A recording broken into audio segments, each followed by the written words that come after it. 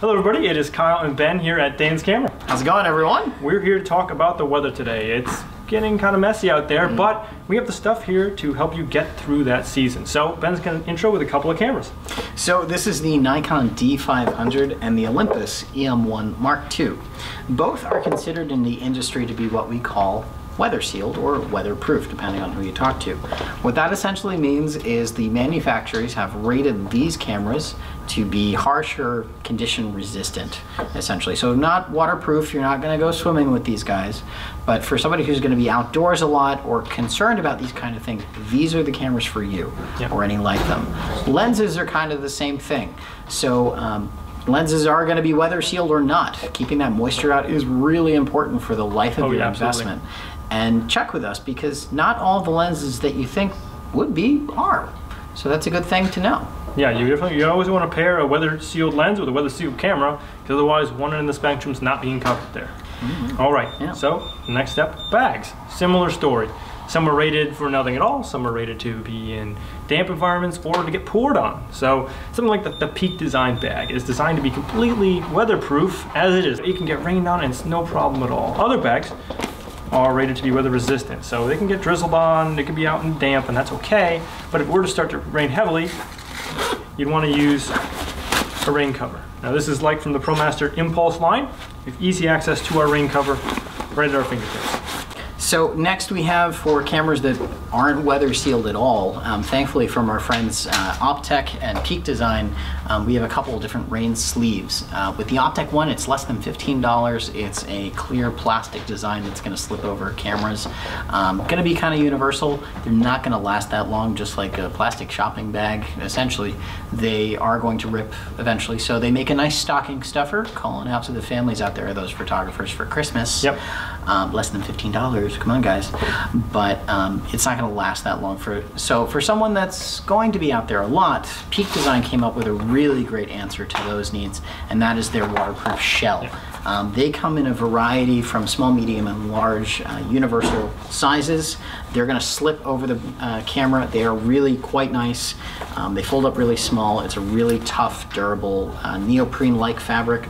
All the seams are taped down the inside. I've actually used one for a color run, so not only can I get poured on, I can have dust thrown at me, and I know my camera, my investment, is going to be perfectly fine. Which is not weather sealed, and this really helps aid with that. Exactly. That's really nice to have that peace of mind. And this guy is about $40. So at the other end of the spectrum, we have cameras that are meant to do just about anything. So these are like truly waterproof. Diving, swimming, vacation, beach. Don't worry, give it to your kid, they'll throw it across the room. Your camera's probably going to be fine, so that's kind of nice. One is the Olympus TG5. This is hailed as one of the best waterproof point and shoots out on the market. It's got full weather sealing, locked gaskets. Even the lens itself has a double cover, so it's not going to get fog, which is really nice. So if you're coming in or out of the cold a lot, I know with my glasses that's really frustrating. It's nice to not have to worry about my camera. If I go snow tubing with my family or something like that, I can have my camera, it can get in the snow, so what? Brush it off, keep taking pictures, and have a great day.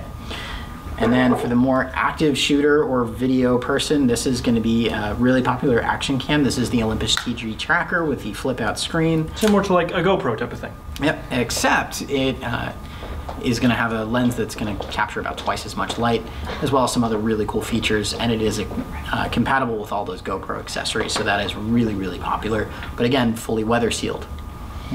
And submersible. Yes, and then along the lines of weatherproof accessories and things like that, we have the Litra Pro. It's just a waterproof, crush-proof, super durable light for almost any kind of photographer or videographer, or not. It's great for mountain biking, it's great for hiking. If you're doing an on-the-fly video setup in a really tight room, or if you want to light something up, this guy is almost indestructible, so that's really cool. And then lastly, for comfort, ProMaster has excuse me, designed two new kinds of gloves. One comes in kind of a cable knit, nice for cool weather, very tactile, not too thick, but the cool part is, and I'll put that on to show you, And they fit on quite nicely too.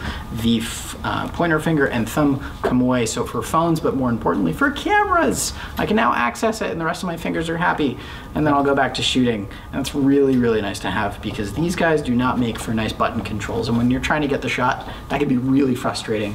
But you still want to have warm hands, of course. Exactly, so comfort, very, very nice. But just a great pair of gloves, and then they also come in like a triple layer version, which is much warmer and a little bit more weather resistant. Great. So last thing, I'm going to tell a little bit of a story. So we have these two cameras, which we just talked about, are completely, waterproof, submersible, beat the crap out of them, which is great.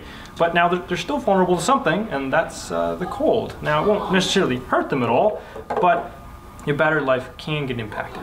Imagine you're going out, you were skiing, you were walking around a nice little town, you had your little companion with you, and you went for dinner and you put your bag in your car for a couple hours. Now you come back and your cameras are frozen. They're really, really cold. Now, the battery life is not going to last as long. That's normal, so having a spare battery is very important, but just keeping it out of the cold in the first place is very important, because otherwise you're just going to not have that battery life you want, and you're going to need to warm your cameras back up.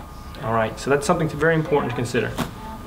All right, so I think that's just about everything we have to cover for today. Yeah. We really appreciate you guys spending the time and watching with us, and we look forward to hearing from you soon. All right. Any questions about those cameras, or as the holidays come up, please leave some questions or comments in the link down below. We'll get to you. Yeah, share this out to your friends and family. There are some good gift ideas. So if you already have this stuff, send it out there. Thanks for watching, guys. Thank you, guys. See ya.